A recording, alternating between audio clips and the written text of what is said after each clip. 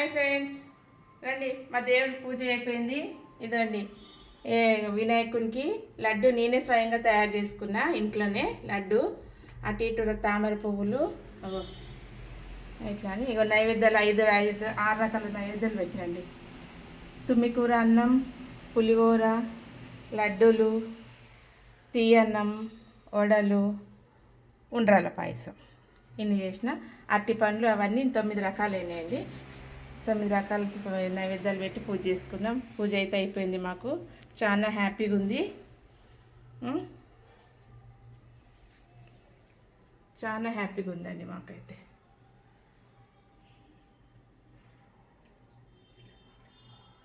సరేనా? బాయ్ అండి.